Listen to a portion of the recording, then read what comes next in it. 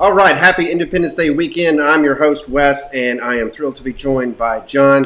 This is our weekly show, Conservatism on Tap, where we get to relax, hang out, talk about the topics of the day, and of course, enjoy a frosty beverage. So, what do you got tonight, John? I actually have beer this time, Wes. Excellent. It is called Alter Ego. It is a Saison from Norfolk, Virginia. Nice. So, good old Virginia brew. Very, very tasty. I used to live out there close to Norfolk, so I know exactly what you're talking about. That's Yeah. awesome. I've got this Ballatin whiskey, caramel. Oh, It's one of my favorites. This is actually from Austin, Texas, and that's where I met my wife. I had a great time in Austin, Texas. We got to try a bunch of different whiskey and stuff like that, and wine. 60 proof. What nice. Yeah, it's excellent. Yeah, it's one of those things that it really doesn't need a mixer. You can just drink it straight, and you're in a good spot. So, I bet. so Camel turtle. dude, it's gonna be a good night. It's already been a good night. So, I bet it has. so I got to ask you, what did you do and the family do? I mean, typically we get to celebrate Independence Day together, like get to see each other, that kind of thing, and have some fun. Love to have like the cousins down as well. We didn't get a chance to do that because of all the restrictions and stuff. But what did you Yeah. guys get to do for Independence Day weekend? We did go over to a lake over near Natural Bridge. So the extended family does own some property there, and so we got to swim around quite a bit. Got to talk with the family, got to eat, and then we shot off some fireworks. And there was someone who brought off about 60 or so mortars from South Carolina. Excellent. Shot them over 100 feet in the air, and then we got to about, I think, mortar number 30 before the cops showed up. And thankfully they were pretty understanding, but it was basically like every time like a car would go by, I was like, "Oh, that's a cop! Is that a cop? Is that a cop?" Just There's fireworks in Virginia, or is it just all illegal now? well, no, there are fireworks in Virginia, but they are like pretty glorified sparklers. Like they shimmer, they shine. It's a little bit of like crackle here, maybe a whistle every now and again. But these mortars would go up, and every mortar that you shoot up has a little side effect of like paranoia, just in case someone will come by. Right. And thankfully, it was a very understanding cop. I'm pretty sure he didn't like being there on the 4th of July having to work. Yeah. But I saw this video, and I don't know if it was real. I'd probably have to investigate more, but yeah, I think it was from California, and it was from like a helicopter or something, and they were flying by some city, probably L.A., and it was like fireworks are illegal in California, and yet you saw them popping up everywhere, all over the city, and then like that's illegal, that's illegal, that's illegal. right. America, so it's fine. They still had that Virginia sensibility where like they still fired it up in the air. They didn't actually like turn the mortar on its side and fire it out towards like whatever. So The real deal. it could have been better. Yeah. And then we watched Hamilton, Excellent. and there's the fourth. There you go. So for us, so my kids are very small, and I got to show you this picture. So Okay.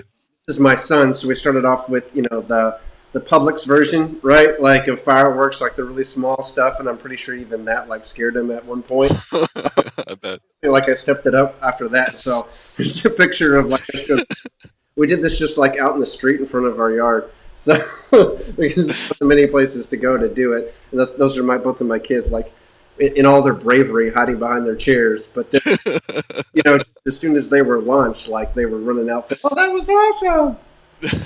As long as we have You gotta start them out small. You gotta get like the poppers, and then the sparklers, and then the rockets, and like you just started them out like way on the advanced level there. Yeah, that's right. I mean, you just sink or swim.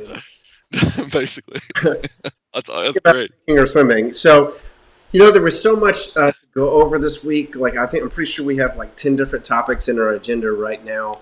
I know. So, I think the easiest way to do this is just kind of start from today and work backwards. And so, we'll see what we get to in 30 minutes. So, the biggest, we could talk about everything from like Kanye West declaring his presidency to the Supreme Court decisions to, there's so many, Trump and what's going on with his candidacy and everything else and COVID restrictions.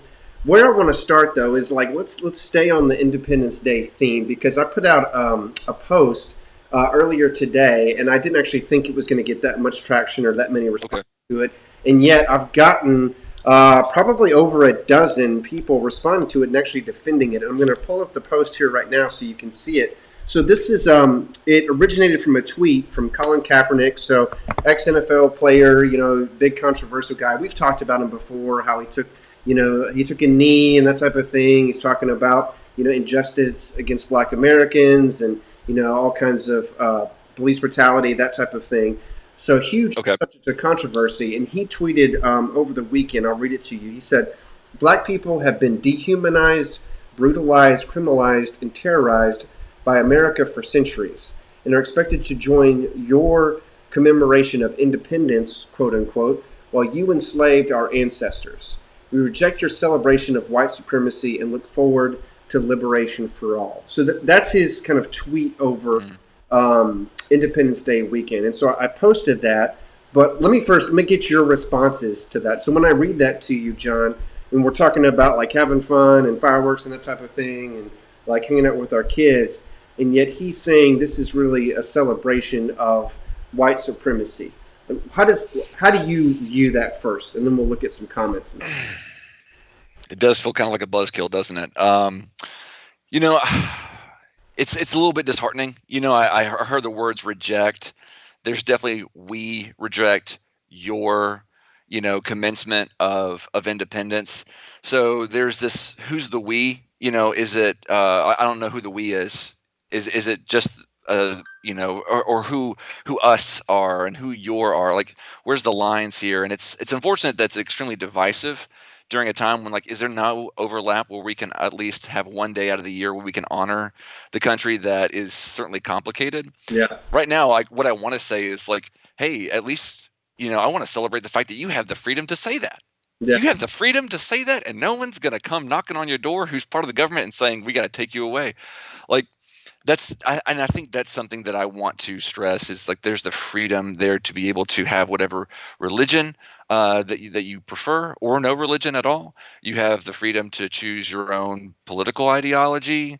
You have the freedom to write these things, and there's not going to be any sort of legal ramifications by that. Try saying these things in Venezuela. Try saying these things in North Korea, sure. or China, and what will happen. So I celebrate the freedom of that, and in a way, his freedom to be able to say those things. Now, it's kind of like, to me, it's also like a non-starter if we want to have any sort of discourse on the matter, because it does seem pretty divisive. Yeah. Well, one of the things that's very difficult with this channel is that I try to encourage people to follow us, even if they're not conservative, if they're moderate, if they're liberal. And then even people that are conservative, a lot of times there's a lot of work done because I'll put something out and like trigger somebody, they get angry, they're like, why would you post that? And I deal with that on the conservative side. I deal with it on the liberal side too. But I'm so grateful that we have so many followers on our channel that have different Yeah. perspectives. Because if I were to post this on a channel and it's just all like extreme right wingers, everyone is a Trump supporter, everyone is in lockstep, then all of the responses would be the same. They would all, and I got plenty of them, of people saying, Colin Kaepernick is a punk, he needs to get out, like, go to Venezuela, go to Africa. I got plenty of people just immediately rejecting what he's saying and not really explaining why, but on our channel, because we have such amazing diversity in terms of the different followers, we actually had, I think, 6 or 7 people who are either moderate or liberal or just, feel empathy with this comment, and they were explaining it and defending it, and asking us to look into it, read into it more than what you see. And I'm really grateful for that, and I want to get into their comments and kind of talk about that, because it's through that discussion. Because I agree with you. My first instinct to look at this is to think exactly when he says that black people have been dehumanized, brutalized, criminalized. Like that's absolutely true. That's a fact that has happened in America. Slavery, segregation, inequality, those type of things. But then he said, we are expected to join your commemoration of independence. And I personally don't feel that way. Like, if you don't want to celebrate Independence Day, then don't. I don't expect anyone. You're free. Yeah. You're free to not do that. I don't know, if you don't enjoy the holiday, if you don't feel any type of patriotism or support for it, or you don't feel like that your identity or your history is represented in it, you don't have to celebrate it. So I don't look down on anybody for not celebrating any particular holiday. I mean, it's the same kind of thing with MLK. I look at, MLK Day, and I think this is a great time. And I always watch a couple of MLK speeches and, think about what he meant. I love the way that he spoke and just how powerful a leader he was. And I get something out of that every year. But if someone else doesn't want to celebrate it, like that's on them. The same thing for Christmas. I mean, you name it. So I don't know where that comes from. And then he talks about while you enslaved our ancestors. And who is the you, right? Who is he talking about here? Is Right. he talking about all white people, enslaved all black people? Because that's not a fact at all. If you look at the history of the South, a very small percentage of whites actually owned slaves. In some states, it was only 5% or less. The rich and the powerful owned slaves, and they tended to oppress not only the blacks but also the poor whites by keeping them out of the labor market because they could get this cheap slave labor. And it was horrible for the entire state, the entire society, for this evil to happen. And so to put that on all people or to not be specific, I don't think it is very helpful to the conversation.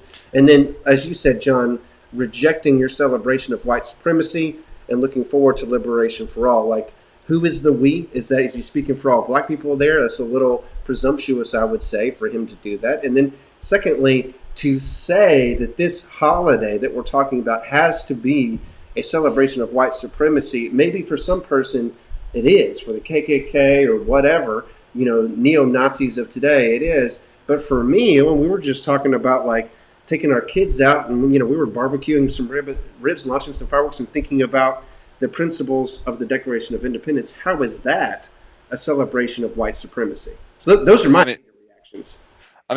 First off, I want to touch on the fact that we welcome all voices on the channel, no matter what political ideology or if you're just searching. And the thing is that we're human. Wes, you're human. I'm human, and there are comments that we're going to see that are going to rile us up.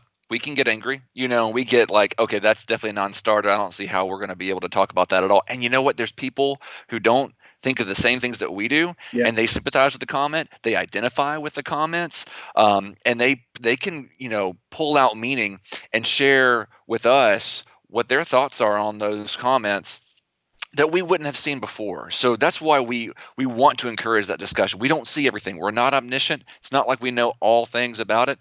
So definitely agree with you about wanting more voices there. I want to ask, is it possible for me to shoot off fireworks, to be with the entire neighborhood? Okay, and the entire neighborhood that we're around is not all, it's not all white. I mean, Yeah.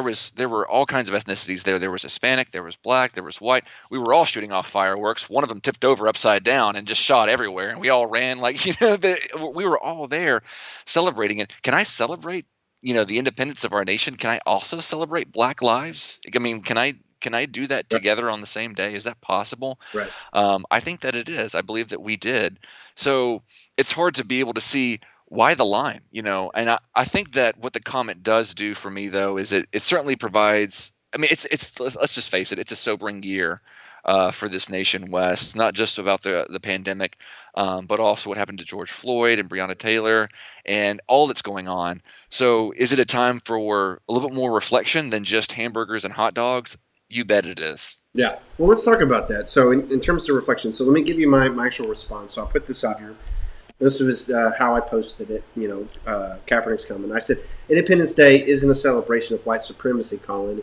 It's a celebration of the founding principle that all men are created equal before the law and in the eyes of God. And that's how I see it. As I think about the Declaration of Independence and what Jefferson wrote, what Adams and Franklin, supported in terms of that initial principle upon which the new country was based. And that's what I look at. And therefore, and because that principle wasn't a white supremacist principle, in fact, it was the opposite, that we can look to that as the basis for this holiday, as well as the sacrifices that men have made over the years, not just in the founding times, but since, in order to further actualize that principle. So that's how I see it. But let's look at some of these comments. Again, I appreciate Okay. the feedback and how people see this differently. So this is from Matthew, and I'll read it to you. He says, how is this a, quote, celebration of the founding principle that all men are created equal before the law, end quote, when black people were enslaved at America's founding? What about women not having the right to vote? Clearly, you see that equality was not a founding principle in America. So, what do you make of that? So, I already kind of responded to Matthew in the comments, but I'd love to hear your take on it as well, John. I do think that the founding fathers knew that the nation was a nation also of compromise. Yeah. And you had plenty of founding fathers recognize that slavery was not an institution that was viable for the future, but they couldn't tackle everything at once. It's complicated. I think what that comment made me kind of reflect on as a Christian is that we know, say, when it comes to Easter, we'll celebrate Jesus' resurrection, and we think that death is defeated, sin is no more, and yet we see evil happening every day.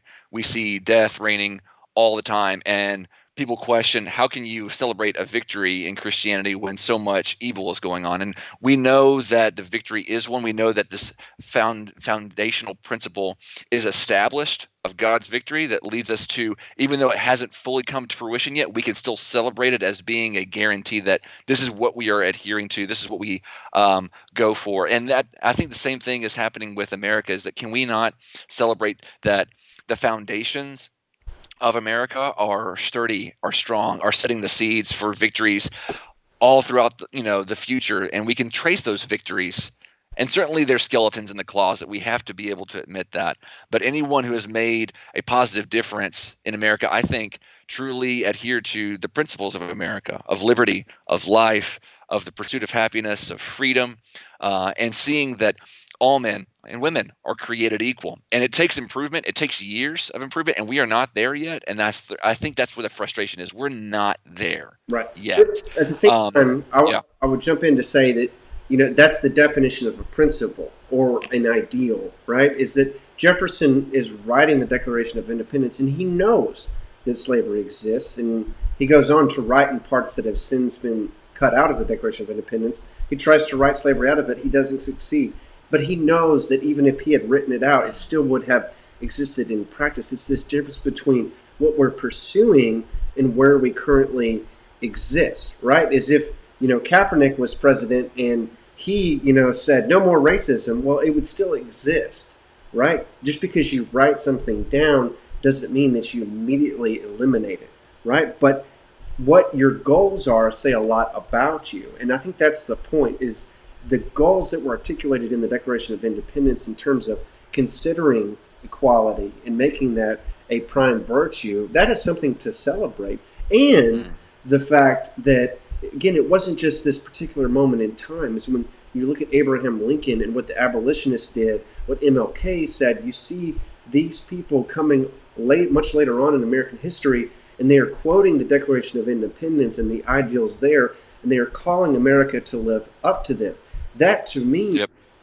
is again showing how that principle becomes more actualized. And instead of following in that line, it seems like Kaepernick is just lambasting everyone, including those people who have done so much work to get us where we are today, which is a better spot. It is certainly a better spot in terms of the equality that we have. And all that, I think, is being ignored. And so that's that concept of a principle. It's not dismissing the fact that there were so many people who didn't have access to those rights that were claimed as if it was hypocritical. It's acknowledging that that was a turning point which led to much of the equality that we enjoy today, and hopefully more as we go along. All right, Right. let me show you another one. So Okay. this is from Yana, who says, okay, could Kaepernick just be pointing out that the official version of America's core values doesn't align with the core values America actually lives by? Right? And that kind of goes back to what I was just saying. And if that's what he had said, I think we would have a much more positive discussion. But I was about to say, like, if it's giving a lot of charity to that comment that Colin made. But then again, we give a lot of charity to other comments that are made, and so it's fine. I think it's worth discussing that, and I would agree that, again, we're not there yet. We're not at the ideal stage, but it certainly does beg the question: what happens next? yeah, What are the goals? I know that people who are white, who are admitting their privilege, and they are confessing that to themselves, and going through this reflective stage of, in what way I haven't, say I'm 42 years old and I've never thought of my white privilege before. Like, confessing that isn't enough. It's if you're doing that and, like, no one's around, then does it really make a difference? yeah. No. What can you do? What can you do to make a difference? And I think that is something that's a more positive take to get from all of this conversation, is when you're shooting off fireworks and you're celebrating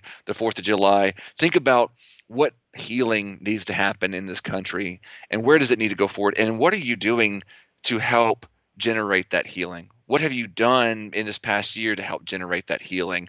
And if you can't come up with anything, then make some goals for yourself where the next 4th of July, you can say, hey, we are trying to make a difference here. You're probably not going to become a congressman or congresswoman. You're probably not going to become president. Yeah. But how can you, and I think this is very Burkitt, how can you in your local community how can you look after it? How can you look after it and engage and understand better than what you did before and make some type of difference on a local level? I Yeah. think that's certainly a positive thing to say rather than just shoot off fireworks for the fun of the flame. I mean, if you look on her comment, it says, there's two people that liked it. One of those was me. And I was like, you should be running this movement, not Colin Kaepernick, right? 'Cause I Right. understand you. You make a lot more sense. But, that's Does one it of get the the things. likes? Does it get the likes? Well, that's it, right? So we talk about that on our other show. We're doing the Founding Fathers show where we have Ew. a liberal and a conservative talk. And in that show, we talk all the time about how it's the sensational, ridiculous extreme positions that get the clicks, that gets the notice. It's that constant, like pressing those buttons. And I think that Kaepernick is probably actually more sensible than this comment suggests, maybe. But he knows if he, essentially calls everyone celebrating Independence Day a racist, then it's going to get picked up by the news, and then people are going to hear about it, and then we're going to talk about it. And I there's mean, this, we're talking about it, yeah, we're talking. because it's so controversial. That's right. It's that controversy drives it, and it's my goal is to like start steering it backwards towards a more sensible,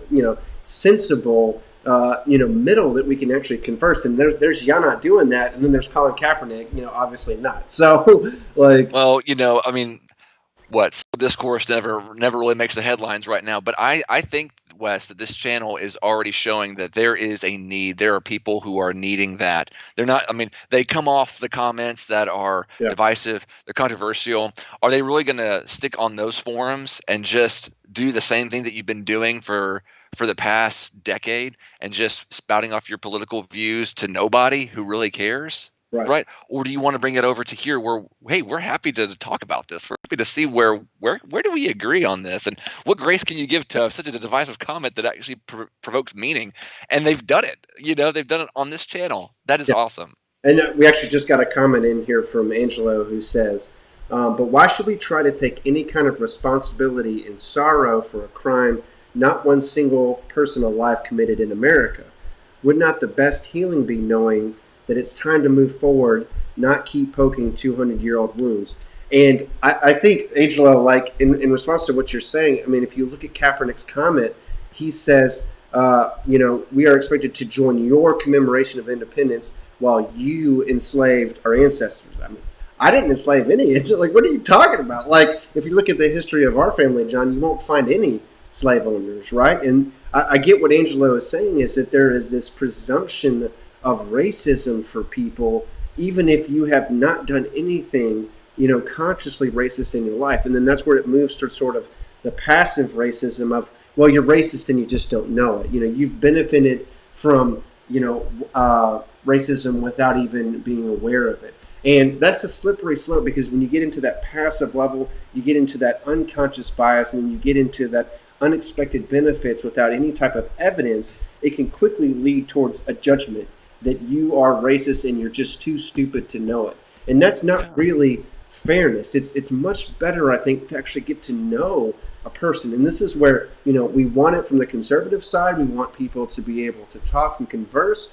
And then we want it from liberals as well. It's like, get to know us before you assume that I'm a racist, before you assume that, I'm celebrating Independence Day to celebrate white supremacy. How about you get to know me and ask me? And that's really the whole point of this show and what we are doing is the only way, Angelo, I think that we're going to move past that judgment of people doing that is for us to actually have the conversations we're facilitating here. And then you discover, oh, how about that? He's not a racist at all. He's someone who actually loves people of all skin colors and appreciates black culture and Hispanic culture and everyone else. And maybe I was too quick to think that he was some passive racist, horrible person. So what are your thoughts on that? Exactly. No, I mean, I've seen in the news as well, like some very, very horrible things where you have someone who is black confronting someone who is white and basically demanding them to kneel down and apologize for their white privilege. Yeah, Like, that is not something that I would ever say that we need to do. Like, that is tipping the scales way too far. And it all comes down to a sense of power again, yeah, a power play between white and black, which will only perpetuate racism and then these racial, anti-racial, relations that aren't may not be very productive. And I think you're right. I mean, it's just challenging yourself to establish new connections, establish new relationships, get out of your comfort zone each year. And I mean, what I do sometimes is I'll ask someone as I get to know them, like, hey, you know what? Like, tell me just for the sake of conversation, tell me the top 3 decisions that you've had to make in the past few years. And you wouldn't believe just the kind of stuff that people will start sharing yeah. because no one's ever asked them that before. No one has asked a reflective question of them in a long time, maybe since school, because they're so focused on kids and they're so focused on the job and so focused on what they need to do that when you just pause, like, you're right, all of a sudden you'll realize, hey, maybe this person was different than the way that I thought. Right. Right, and that's okay to admit, and they might say the same thing of you if you're willing to also open up and share. But I think we get so caught up with our own vacuum, our own community, and we never budge from that. It's so hard to budge from that. Well, if we're talking about 200-year-old wounds. Take a look at this. So I was talking to a couple of other guys, and I'll see if I still have that comment here. Is this was also from Matthew? As we were talking about slavery and the fact that it was widespread in the world. As you have people of all different colors that were enslaved at a point in time, and you still have some elements of it today.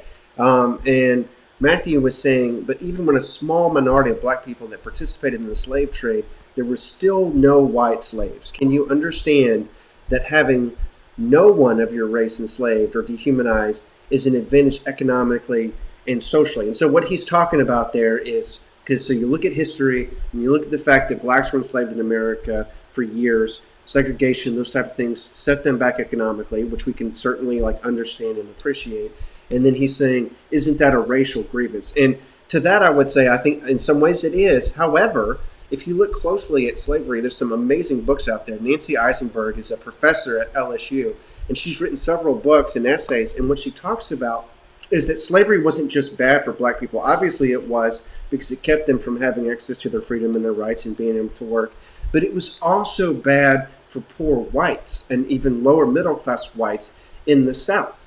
Because what it did is it prevented those whites from being able to participate in the labor market at a competitive rate. Because they were forced out, because if someone's rich, then they're going to buy slaves, which are very cheap, instead of having to employ someone and give them benefits and that type of thing for poor whites. And therefore, capitalism didn't actually get to work in the South the way that it did in the North. And it set the entire area behind. The entire region was behind, because instead of growing and developing, you had this permanent underclass of poor whites. And then we get to the Confederacy and the Civil War, and you have all of these men who are fighting and dying for a Confederacy that really hasn't given them any advantage, and is based on a lie.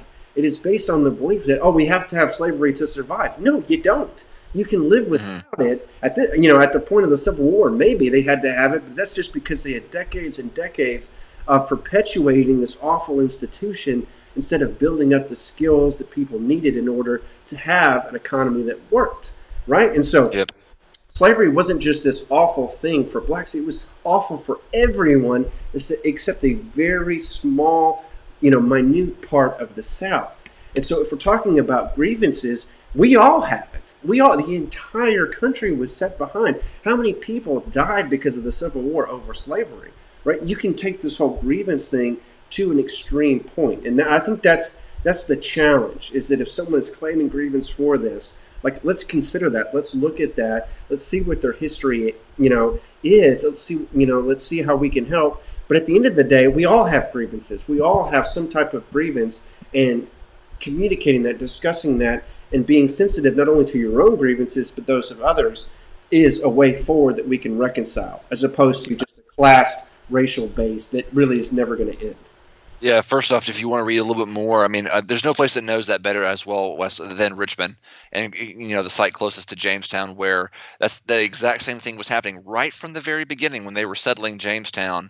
They Right. were bringing in slaves almost immediately, and it was extremely, extremely damaging to the lower class whites as well as blacks. It was a complete disingenuous system to everyone, and people were dying so much, and they kept, of course, England is constantly sending in more and more colonists so that it was able to succeed. But the colonists did not help themselves by the system. And if you want to read more about it, Richmond's unhealed history not only touches on the founding of Jamestown, it also touches on the city of Richmond itself, Yeah. where you had Monticello, where Jefferson was saying that all men are created equal. You had Patrick Henry on one side of Virginia saying, "Give me liberty or give me death," and right there in the middle was the biggest slave market at the time, next to New Orleans, I guess.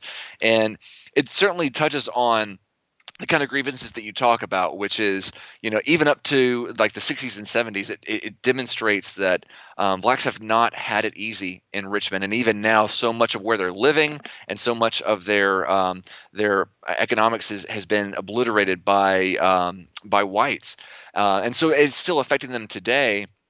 But the question is, in what way can we be solution focused about this Yeah. rather than just grievance oriented? And that is the thing that is always begging the question: is how can we be solutions focused? It comes back to that protest. And the guy who wrote this, Benjamin Campbell, he wouldn't be writing the book unless he was solution focused. He Yep. helped found a whole non-denominational organization called Richmond Hill in a prior monastery, where they are tutoring and they are educating, they're leading people on historic walks, all kinds of different things, in order to be, again, solutions focused about healing the racial tension. It's not just about making it known. Just like as whites shouldn't just be acknowledging their privileges, I don't think blacks should be just saying, "Hey, this is a grievance I have. Where's the solutions? Right. Let's figure this out." And the solution is in that dialogue. And the solution is when we come together.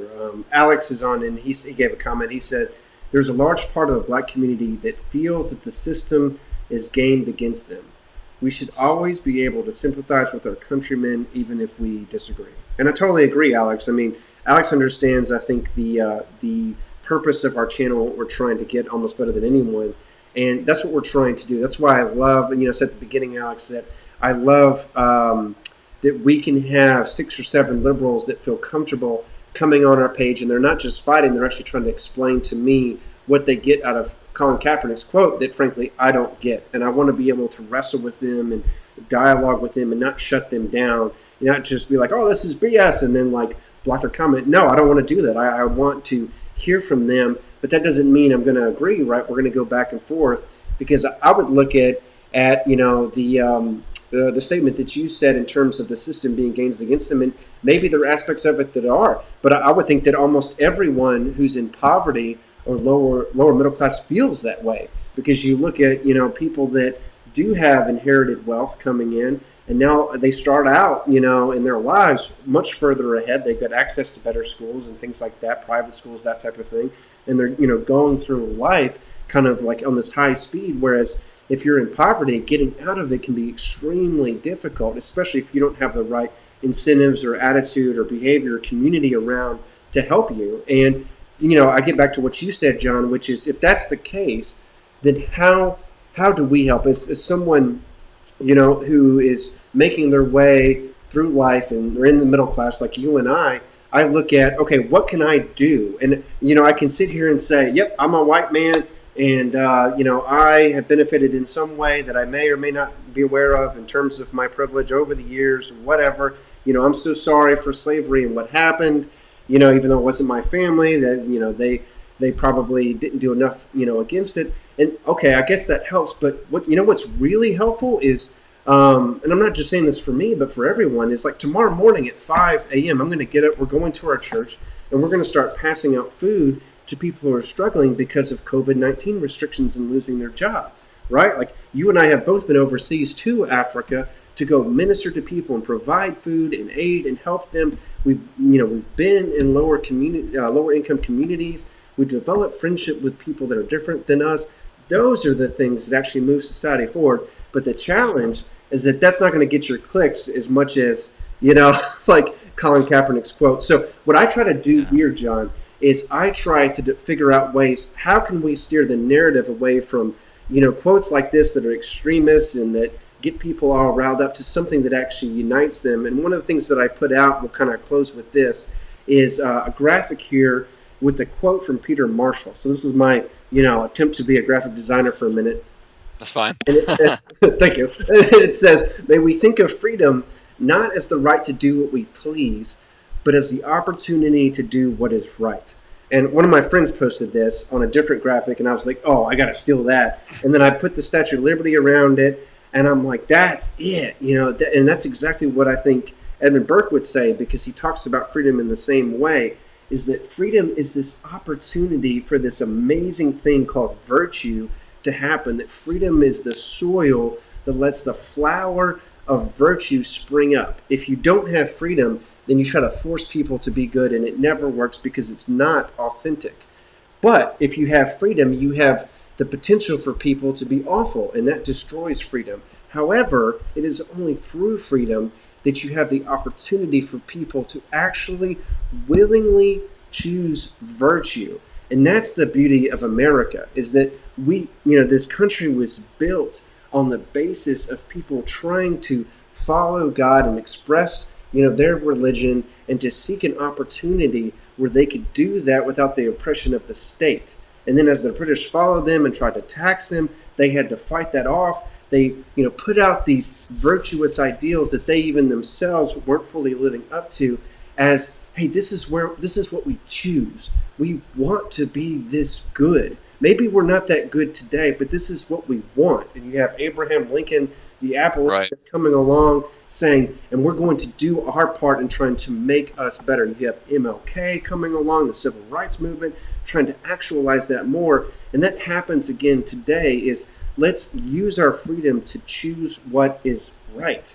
That's Yep. the beauty of America. And maybe some people won't, and that's, like you said, John, like that's their choice. We have to allow that for the beautiful virtue to spring up. But that's what I see of when I think of Independence Day. I think of all of these people who chose to do the right thing when they didn't have to. The easy choice might have been to not, right? Mm. But they did that, and that has led to the freedom we have. And my last point is that I think one of the differences that I'll always have with Colin Kaepernick is he's seen in his movement is he's very focused on this ideal of we're going to get there to equality, whatever that looks like. He's focused on this future perfective state where that happens. There's this kind of like, presumption that equality, should be the de facto state of mankind, almost like Rousseau, right? Like that's how we are, and then America's just messed it up along with everybody else who was engaged in that.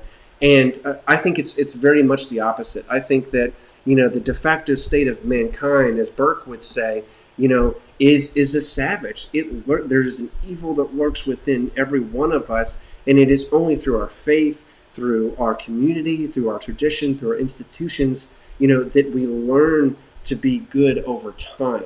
And so the Hmm. fact that America isn't perfect in its race relations, well, yeah. Like, look at what happens when they're left to their own devices. But it's made progress through all of this hard work. And I think Kaepernick believes that if we were to shred all of our institutions and forget our history, that we would be better off. And I think we'd be so much worse. And so that's the difference there. And that's when we talk about Independence Day and we like have fireworks and barbecues and all that stuff. Like, to me, there's a deeper sense of celebrating the progress we've made, knowing that we still have a ways to go. And that's not white supremacy. That's not racism. It's actually very much the opposite for me. Yeah. Wes, I want to close with just one thing.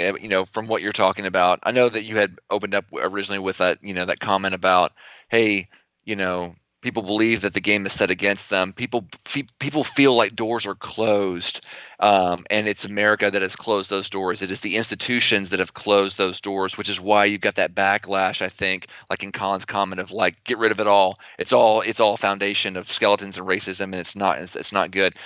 I think that the hardest question. I mean, what our gut reaction is to say, what? Come on, don't you read a history book? Like, can't we actually like come here and have a discussion? Like, I think that there is a ground level of saying, getting over that gut comment and saying, tell me more. Yeah. What door was closed for you? Where were you denied that? And it's not trying to challenge them of No, you weren't. It's where did you experience this? Because I have to believe that you experienced it, and I want to know about it so that we can actually talk about it. I think that's the Berkey conservative side. And again, it's hard to do that on social media, right? It's hard to get over that gut reaction because all you want to do is just comment on it. But I think there's a sense of, hold on, tell me more. Tell me your position a little bit more. And then I've got some things to say too. So if you want to know more, though, if you want us to tell you more, I highly tell you to subscribe. Go ahead and get on YouTube. Go to our site, thebreakingconservative.com, and we can definitely tell you a little bit more about who Burke is, what his principles are, where we come from, and we're also. I think we should post our own personal stories here pretty soon, Wes. I think that would be pretty cool for people to get to know us a little bit better. Absolutely, man. Well, I thank you for your time. I think we ran over a little bit, but Always do. we always do. This is such a passionate subject, and appreciate your time. I finished at least 2 glasses of my Balatin, so Yeah. it's definitely been a good night either way for me. So thanks again for your time, John. Looking forward to having you next week, and we'll talk to you then. I'll see you from the new house. I promise this time. Sounds I good. promise.